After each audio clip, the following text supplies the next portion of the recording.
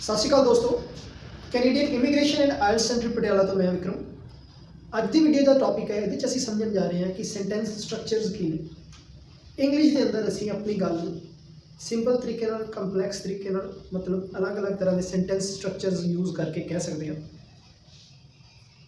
जिहड़े sentence structures ने ये 4 तरह के टोटल सेंटेंस स्ट्रक्चर्स ने, उन्होंने विचों अज 2 जिहड़े टॉपिक्स ने वो असीं इस वीडियो कवर करांगे और जिहड़े बाकी दे रहिंदे 2 ने उन्होंने अगले जो लैक्चर होगा वो कवर करांगे।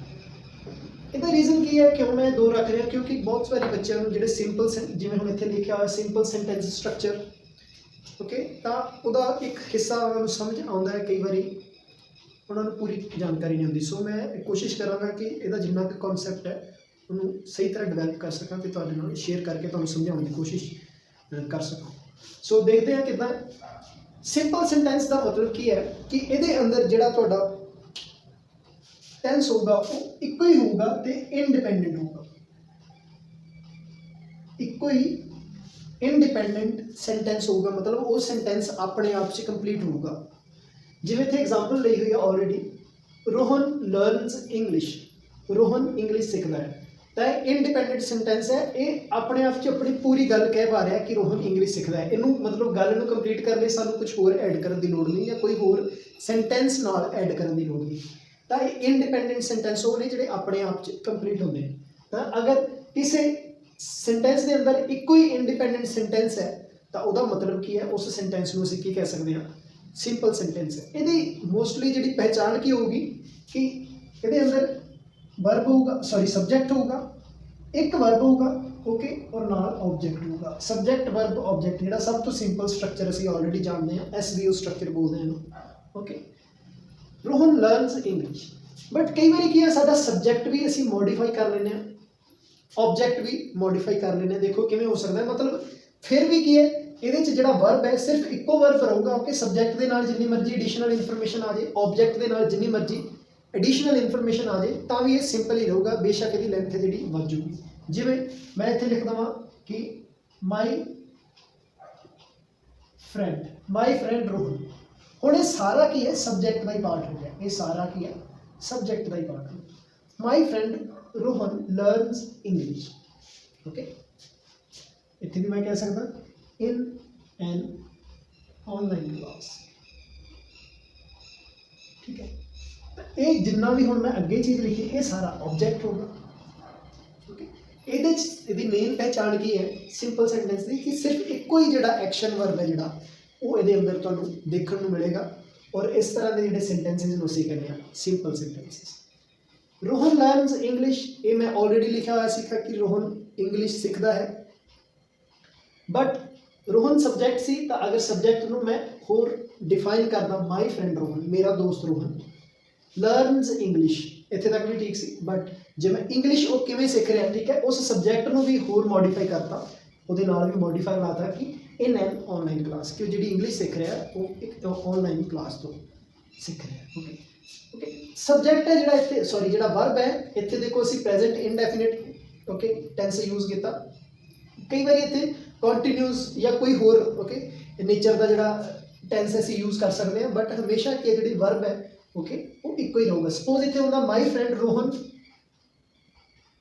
इज लर्निंग हो जाता, okay, my friend Rohan is learning English. हले भी देखो इत्थे सिर्फ इक्को ही है साडे कोल जिहड़ा वर्ब है, लर्न सीगा पहला, हुण साडे कोल की हो गया लर्निंग हो गया। My friend Rohan is learning English in an online classes, okay. तो मैं फिर रिपीट कर रहा, सिर्फ इक्को ही वर्ब है जिहड़ा इस अंदर तुहानूं देखण नूं मिलेगा। हुण कई बार बच्चे कन्फ्यूज हो जाते हैं कि अगर सेंटेंस की लेंथ बहुत ज़्यादा है तो हो सकता है जो सेंटेंस है कंपलैक्स सेंटेंस के अंदर आता हो, तो वो नैक्सट एग्जाम्पल आप देखो उस चीज़ को क्लैरीफाई करने की कोशिश करते हैं। Even with the weather being that nasty, okay, कि मौसम इन्ना खराब होने के बावजूद भी the couple and their families decided to go ahead with the wedding as planned. तो ट्रांसलेशन की है, even with the weather being that nasty, मौसम इन्ना खराब होने के बावजूद भी the couple and their families, मतलब कपल जिहड़ा विआह वाला कपल है एंड देयर फैमिलीज, ते उन्होंने परिवार ने डिसाइड किया टू गो अहेड, क्यों ओके ਵਧਣਗੇ ਵਿਦ ਦਾ ਵੈਡਿੰਗ ਕਿਉਂ ਵੈਡਿੰਗ ਉਵੇਂ ਕਰਨਗੇ ਐਜ਼ ਪਲਾਨਡ ਜਿਵੇਂ ਉਹਨਾਂ ਨੇ ਪਲਾਨ ਕੀਤੀ ਸੀ ਭਾਵੇਂ ਕਿ ਮੌਸਮ ਇੰਨਾ ਜ਼ਿਆਦਾ ਖਰਾਬ ਸੀ। ਹੁਣ ਦੇਖੋ ਸੈਂਟੈਂਸ ਬਹੁਤ ਜ਼ਿਆਦਾ ਇਹਦੇ 'ਚ ਇਨਫੋਰਮੇਸ਼ਨ ਹੈ ਓਕੇ। ਤਾਂ ਇਸ ਸੈਂਟੈਂਸ ਨੂੰ ਬਹੁਤ ਸਾਰੇ ਬੱਚੇ ਇਹ ਨਹੀਂ ਸਮਝ ਸਕਦੇ ਕਿ ਜਾਂ ਉਹਨਾਂ ਨੂੰ ਸਮਝਣ 'ਚ ਦਿੱਕਤ ਆਉਂਦੀ ਹੈ ਕਿ ਸਿੰਪਲ ਸੈਂਟੈਂਸ ਕਿਵੇਂ ਹੋਇਆ ਓਕੇ। ਤਾਂ ਸਭ ਤੋਂ ਪਹਿਲਾਂ ਜਿਹੜੀ ਤੁਸੀਂ ਇਹਦੇ 'ਚ ਕੋਸ਼ਿਸ਼ ਕਰਨੀ ਹੈ ਕਿਉਂਕਿ ਜਿਹੜਾ ਸਿੰਪਲ ਸੈਂਟੈਂਸ ਉਹਦੇ ਅੰਦਰ ਇੱਕੋ ਇੰਡੀਪੈਂਡੈਂਟ ਕਲੌਜ਼ ਹੈ ਔਰ ਉਹਦੀ ਪਹਿਚਾਣ ਕੀ ਹੈ ਵਰਬ ਇੱਕੋ ਹੀ ਹੋਊਗਾ ਓਕੇ। ਤਾਂ ਸਭ ਤੋਂ ਪਹਿਲਾਂ ਇਹਦੇ ਅੰਦਰ ਤੁਸੀਂ ਇਹ ਟਰਾਈ ਕਰਨੀ ਹੈ ਟ੍ਰੇਸ ਆਊਟ ਕਰਨ ਦੀ ਕਿ ਵਰਬ ਕਿੰਨੇ ਨੇ ਇਹਦੇ 'ਚ ਐਕਚੁਅਲੀ ਐਕਸ਼ਨ ਵਰਬ ਕਿੰਨੇ ਨੇ ਓਕੇ। ਸੋ ਜਿਹੜੇ ਐਕਸ਼ਨ ਵਰਬ ਇਹਦੇ 'ਚ ਤੁਸੀਂ ਦੇਖ ਰਹੇ ਹੋ ਸਿਰਫ ਇੱਕੋ ਹੀ ਐਕਸ਼ਨ ਵਰਬ ਹੈ ਜਿਹੜਾ ਉਹ ਹੈਗਾ ਡਿਸਾਈਡਡ ਓਕੇ। ਸਿਰਫ ਇਹੀ ਵਰਬ ਹੈ ਜਿਹੜਾ ਇਸ ਸੈਂਟੈਂਸ ਦੇ ਅੰਦਰ ਸਾਨੂੰ ਮਿਲ ਰਿਹਾ ਹੈ। ਹਾਲਾਂਕਿ ਜਿਹੜਾ ਟੂ ਗੋ ਹੈ ਇਹ ਵੀ ਕੀ ਵਰਬ ਹੈ ਬਟ ਇਹ ਕੀ ਹੈ ਐਕਸ਼ਨ ਵਰਬ ਨਹੀਂ ਹੈ, ਇਹ ਇਨਫਿਨਿਟਿਵ ਵਰਬ ਬੋਲਦੇ ਹਾਂ ਅਸੀਂ ਇਹਨੂੰ ਓਕੇ। ਸੋ ਜਿਹੜਾ ਐਕਸ਼ਨ ਵਰਬ ਹੈ ਜਿਹੜਾ ਸੈਂਟੈਂਸ ਦਾ ਵਰਬ ਹੈ ਉਹ ਐਕਚੁਅਲ 'ਚ ਇੱਕੋ ਹੀ ਹੈ, ਉਹ ਡਿਸਾਈਡਡ ਵਰਬ ਜਿਹੜਾ ਅਸੀਂ ਯੂਜ਼ ਕੀਤਾ ਹੋਇਆ ਸੈਕਿੰਡ ਫਾਰਮ।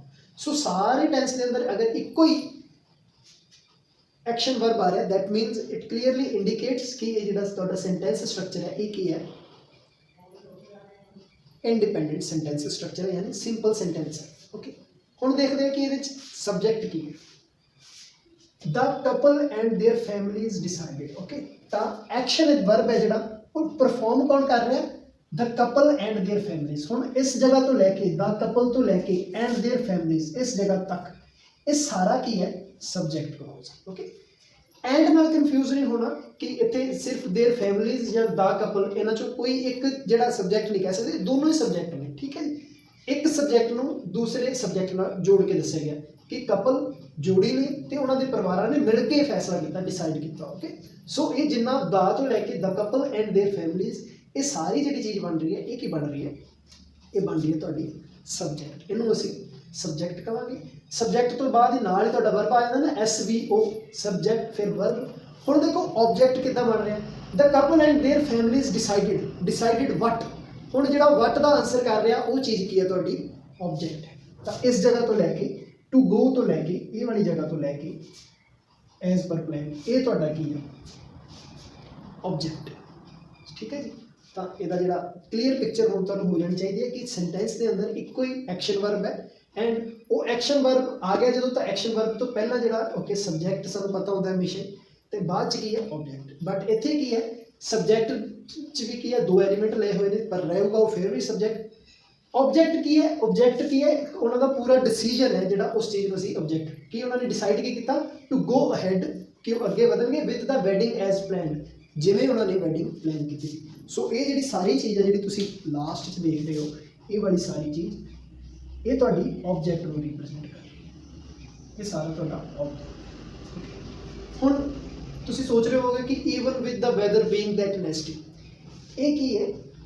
ਅਗਰ ਇਹ ਚੀਜ਼ ਨਾ ਵੀ ਹੁੰਦੀ ਦੇਖੋ ਤੁਸੀਂ ਅਗਰ ਇਹ ਵਾਲਾ ਪਾਰਟ ਅਸੀਂ ਨਾ ਵੀ ਡਿਸਕਸ ਕਰੀਏ ਤਾਂ ਕੀ ਹੋਊਗਾ ਤਾਂ ਇਨਫੋਰਮੇਸ਼ਨ 'ਚ ਕੋਈ ਚੇਂਜ ਨਹੀਂ ਹੋ ਰਿਹਾ। ਦੇਖੋ the couple and their families decided to go ahead with the wedding as plan.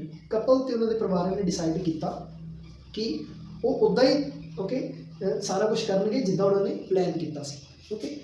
ਇੱਥੇ ਸਾਰਾ ਕੁਝ ਕੰਪਲੀਟ ਇਨਫੋਰਮੇਸ਼ਨ ਹੈ ਕਿ ਉਹ ਉਵੇਂ ਹੀ ਕਰਨਗੇ ਜਿਵੇਂ ਉਹਨਾਂ ਨੇ ਪਲਾਨ ਕੀਤਾ ਸੀ। ਬਟ ਜਿਹੜੀ ਇਸ ਤੋਂ ਪਹਿਲਾਂ ਅਸੀਂ ਗੱਲ ਕਰ ਰਹੇ ਹਾਂ ਵੈਦਰ ਵਾਲੀ ਇਹ ਕੀ ਹੈ ਇੱਕ ਫਰੇਜ਼ ਹੈ ਤੇ ਫਰੇਜ਼ ਕੀ ਕਰ ਰਿਹਾ ਸਿਰਫ ਤੁਹਾਨੂੰ ਰੀਜ਼ਨ ਦੱਸ ਰਿਹਾ ਵੀ ਉਹ ਕਿਉਂ ਕਰ ਰਹੇ ਓਕੇ। ਇਹ ਨਾਲ ਕੀ ਬਣ ਗਿਆ ਇੱਕ ਫਰੇਜ਼ ਬਣ ਗਿਆ ਸੀ ਓਕੇ। ਜੇ ਇਹ ਨਾ ਵੀ ਹੁੰਦਾ ਤਾਂ ਵੀ ਤੁਹਾਡੀ ਇਨਫੋਰਮੇਸ਼ਨ ਹੈ ਜਿਹੜੀ ਕੰਪਲੀਟ ਰਹੀ ਸੀ even with the weather being that nasty. ਇਹ ਸਿਰਫ ਅਸੀਂ ਇੱਕ ਕਾਰਨ ਦੱਸ ਰਹੇ ਹਾਂ ਠੀਕ ਹੈ ਜੀ।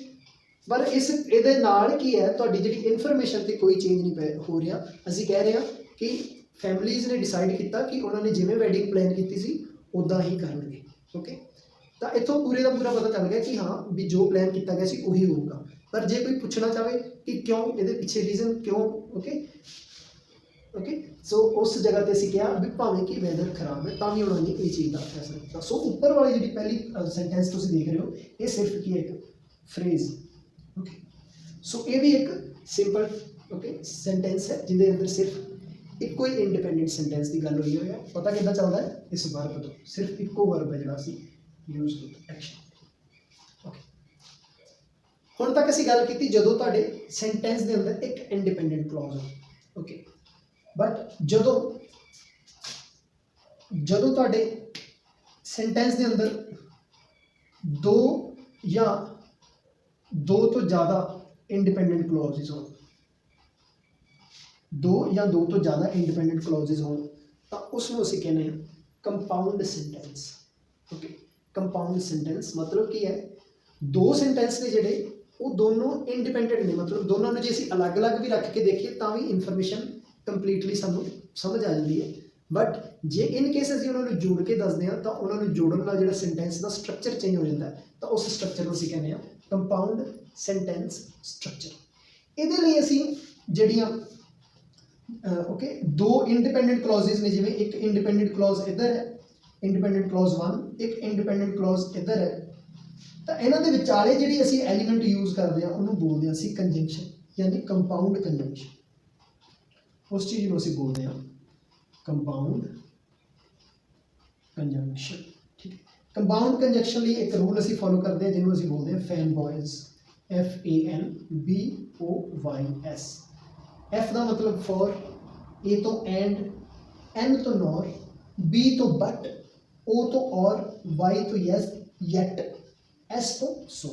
मतलब ये सारे असीं अलग अलग तरीके यूज़ कर सकते हैं। ओके, तो मोस्ट प्रोबेबली चांसिस की होंगे ने कि असीं जिहड़ा कंपाउंड सेंटेंस यूज़ करते हैं सिर्फ उहदे अंदर दो ही है जिहड़ियां इंडिपेंडेंट क्लॉजेज नूं जोड़दे हैं। दो तो ज़्यादा भी जोड़ सकते हैं बट उहदे नाल की है कई बार मैसेज डिस्टॉर्ट होना शुरू हो जाता है, जिहड़ा रन ऑन सेंटेंस एक तरह का बन जाता है। ओके, कि कई बार असी जिहड़े गल कहना चाहते हो वो कन्वे नहीं होती। ओके, सो हमेशा ये सुजैसट किया जाता है कि दो तक जिहड़ियां इंडिपेंडेंट क्लॉजेज ने उन्होंने जोड़िया जाए। जे इन केस तुसीं तीजी जोड़ रहे हो तो तीजी क्लॉज इदां दी होनी चाहिए है जिहड़ी कि एक तरह की कंक्लूडिंग होनी चाहिए जिथे तक इन्फॉर्मेशन कंप्लीट हो जाए। ओके, सो एग्जाम्पल ली हुई है, देखो मैं डिस्कस कर दस दिया दोबारा कि कंपाउंड कंजंक्शनस किहड़ियां ने, उन्होंने असीं फैन बॉयज़ एक लॉजिक के नाल याद रख सकते हैं। जिवें एफ तो मतलब फॉर, एंड एन तो नॉर, बी तो बट, ओ तो और, वाई तो येट एंड एस तो ओ। इन्होंने अलग अलग परपजेज लिए असीं यूज़ करते हैं। जिवें जोड़न, ये सारे जोड़नगे हमेशा इंडिपेंडेंट क्लॉज। देखते हैं, आई arrived at the office at 9, मैं दफ्तर में 9 बजे पहुँच गया। And my assistant came few minutes later, तो मेरा असिस्टेंट जोड़ा थोड़ी देर लेट आया। हुण इत्थे देखो इंडिपेंडेंट क्लॉजेज नूं जोड़ रहा, कौन जोड़ रहा, ये जी है compound conjunction. And I arrived at the office at 9, अगर इस तो पिछे वाला सेंटेंस असीं भुल भी जाइए तो आह वाला जो उपर सेंटेंस लिखा हुआ आई arrived at the office at 9 ये अपने आप च कंप्लीट है बिल्कुल। ओके, जे इनू इत्थे तक पढ़ लेंगे तो इत्थों भी तुहानूं गल समझ आ जाएगी कि मैं 9 बजे पहुँच गया। इसी तरीके नाल दूसरा my assistant came few minute late, मतलब कोई कह रहा है। ओके, ये भी जी इन्फॉर्मेशन है अपने आप च बिल्कुल कंप्लीट है। ओके, तो ये भी जी है सैकेंड इंडिपेंडेंट सेंटेंस है। बट दोनों इंडिपेंडेंट सेंटेंस में जो असीं जोड़ के लिखा तो सानूं उन्हां नूं जोड़न लई एक कंजंक्शन यूज़ करनी पई जिहदा नाम है एंड। ओके, हुण देखो जिद्दां मैं कहा कि दो या दो तो ज़्यादा हो सकते हैं, दो तक असीं प्रेफर करते हैं कि दो असीं यूज़ करिए। ओके, सो अगर मैं इनू इस तो ज़्यादा एक्सटेंड करना चाहता तो मैं कह सकता okay but he was not well. I arrived at the office at 9, मैं 9 बजे दफ्तर पहुँच गया। एंड अते my assistant came few minutes late, तो मेरा असिस्टेंट थोड़ी देर लेट आया। But he was not well, पर वो ठीक नहीं सी। Okay, he was not well, so I asked him to go home. तो मैं हुण इत्थे देखो तुसीं की है फैन बॉयज़ तो तुसीं अगेन देख सकते हो असीं किहड़ी कोआर्डीनेट कंजंक्शन यूज़ की, पहला असीं एंड यूज़ किया, हुण असीं बट यूज़ किया, फिर नाल ही सो यूज़ किया। तो मैं जिवें कहा सी दो या दो तो ज़्यादा यूज़ कर सकते हैं, इस तरीके नाल असीं दो तो ज़्यादा जिहड़ियां इंडिपेंडेंट ओके सेंटेंसिस नूं जोड़िया। हुण देखो ही वॉज नॉट वेल, ये भी अपने आप च पूरा सेंटेंस है कि वह बीमार सी। ओके, ठीक है जी, तो इनू भी किसी के नाल ना जोड़ो तो भी कोई फर्क नहीं पैंदा, ये अपने आप च पूरी गल कह रहे। I asked him to go home, मैं उन्होंने कहा कि तू घर चला। ओके, सो इस तरीके नाल असीं जिहड़ियां चीज़ां नूं कनैक्ट करते हैं। एंड जिहड़ा असीं कंजंक्शन उदों यूज़ करते हैं जो similar kind of they okay similar तरह के मैसेज ने जिहड़े असीं कनैक्ट करते हैं। जिवें देखो तुसीं इत्थे कहा कि मैं दफ्तर 9 बजे पहुँचा तो मेरा जिहड़ा असिस्टेंट है थोड़ी देर लेट पहुँचा। हुण मैं जदों ਕੰਟਰਾਸਟਿੰਗ ਆਈਡੀਆ ਦੇਣਾ ਹੈ, ਠੀਕ ਹੈ। ਤਾਂ ਮੈਂ ਕਿਹਾ but he was note well, ਉਹ ਆ ਤਾਂ ਗਿਆ ਬਟ ਪਰ ਹੀ ਵਾਜ਼ ਨੋਟ ਵੈਲ, ਉਹ ਠੀਕ ਨਹੀਂ ਸੀ ਹੈ। ਸੋ ਇਸ ਕਰਕੇ ਮੈਂ ਉਸ ਨੂੰ ਕਿਹਾ I asked him to go home, ਕਿ ਤੂੰ ਘਰ ਚਲਾ। ਸੋ ਇਸ ਤਰੀਕੇ ਨਾਲ ਤੁਸੀਂ ਦੇਖੋ ਇੰਡੀਪੈਂਡੈਂਟ ਕਲੌਜ਼ਸ ਜਦੋਂ ਇੱਕ ਤੋਂ ਜ਼ਿਆਦਾ ਅਸੀਂ ਜੋੜ ਦਿੰਦੇ ਹਾਂ ਤਾਂ ਉਹਨਾਂ ਨੂੰ ਕੀ ਕਹਿੰਦੇ ਹਾਂ ਅਸੀਂ, ਕੰਪਾਊਂਡ ਸੈਂਟੈਂਸ ਸਟਰਕਚਰ। ਸੋ ਇਸ ਤਰੀਕੇ ਨਾਲ ਤੁਸੀਂ ਸਮਝ ਸਕਦੇ ਹੋ ਇਹਨਾਂ 'ਚੋਂ ਕੋਈ ਵੀ ਜਿਹੜਾ ਸੈਂਟੈਂਸ ਹੈ ਉਹ ਕੰਪਲੈਕਸ ਨੇਚਰ ਦਾ ਨਹੀਂ ਹੈ। ਓਕੇ, ਆਇਲਟਸ ਦੇ ਅੰਦਰ ਅਸੀਂ ਕੀ ਹੈ, ਕੰਪਲੈਕਸ ਸੈਂਟੈਂਸਿਸ, ਜਿੰਨੇ ਐਰਰ ਫ੍ਰੀ ਕੰਪਲੈਕਸ ਸੈਂਟੈਂਸਿਸ ਯੂਜ਼ ਕਰਾਂਗੇ ਸਾਡਾ ਬੈਂਡ ਸਕੋਰ ਹੈ ਜਿਹੜਾ ਇਨਕਰੀਜ਼ ਹੋਣ ਦੇ ਚਾਂਸਿਸ ਹੈ। ਬਟ ਅਗਰ ਤੁਸੀਂ ਸਿੰਪਲ ਟੈਂਸਿਸ ਵੀ ਇੰਨੀ ਜ਼ਿਆਦਾ ਇਨਫੋਰਮੇਸ਼ਨ ਦੇਣ ਲਈ ਯੂਜ਼ ਕਰ ਸਕਦੇ ਹੋ ਤਾਂ ਉਹ ਵੀ ਇੱਕ ਤੁਹਾਡਾ level of level of English ਤੁਹਾਡਾ ਪਤਾ ਚੱਲਦਾ ਹੈ ਕਿ ਤੁਸੀਂ ਕਿੰਨੇ ਕੁ ਵਧੀਆ ਇੰਗਲਿਸ਼ ਦੇ ਯੂਜ਼ ਕਰੋ। ਸੋ ਸਿੰਪਲ ਟੈਂਸਿਸ ਨੇ ਜਿਹੜੇ ਉਹਦੇ 'ਚ ਬਹੁਤ ਸਾਰੀ ਡਿਟੇਲ ਵੀ ਹੋ ਸਕਦੀ ਹੈ ਬਟ ਸਿਰਫ ਰਹੇਗਾ ਫਿਰ ਵੀ ਸਿੰਪਲ। ਇਸੇ ਤਰੀਕੇ ਨਾਲ ਤੁਹਾਡਾ ਕੰਪਾਊਂਡ ਸੈਂਟੈਂਸ ਹੈ, ਉਹਦੇ 'ਚ ਵੀ ਬਹੁਤ ਸਾਰੀ ਇਨਫੋਰਮੇਸ਼ਨ ਹੋ ਸਕਦੀ ਹੈ ਬਟ ਰਹੂਗਾ ਫਿਰ ਵੀ ਉਹ ਕੰਪਾਊਂਡ ਸੈਂਟੈਂਸ। ਸੋ ਉਮੀਦ ਕਰਦਾ ਮੈਂ ਇਸ ਤਰੀਕੇ ਨਾਲ ਤੁਸੀਂ ਇਹ ਚੀਜ਼ ਨੂੰ ਜ਼ਰੂਰ ਕਲੀਅਰ ਕਰ ਸਕੋਗੇ ਕਿ ਕਿਹੜੇ ਸੈਂਟੈਂਸਿਸ ਨੂੰ ਸਿੰਪਲ ਸੈਂਟੈਂਸ ਕਹਿੰਦੇ ਆ ਔਰ ਕਿਹੜੇ ਸੈਂਟੈਂਸਿਸ ਨੂੰ ਕੰਪਾਊਂਡ ਸੈਂਟੈਂਸ ਕਹਿੰਦੇ ਆ। ਨੈਕਸਟ ਲੈਕਚਰ ਦੇ ਅੰਦਰ ਅਸੀਂ ਦੇਖਾਂਗੇ ਕਿ ਕੰਪਲੈਕਸ ਸੈਂਟੈਂਸਿਸ ਤੇ ਕੰਪਾਊਂਡ ਕੰਪਲੈਕਸ ਸੈਂਟੈਂਸਿਸ ਕਿੱਦਾਂ ਬਣਾਉਂਦੇ ਨੇ ਤੇ ਕਿੱਦਾਂ ਉਹਨਾਂ ਨੂੰ ਯੂਜ਼ ਕਰਦੇ। Thank you for watching this video.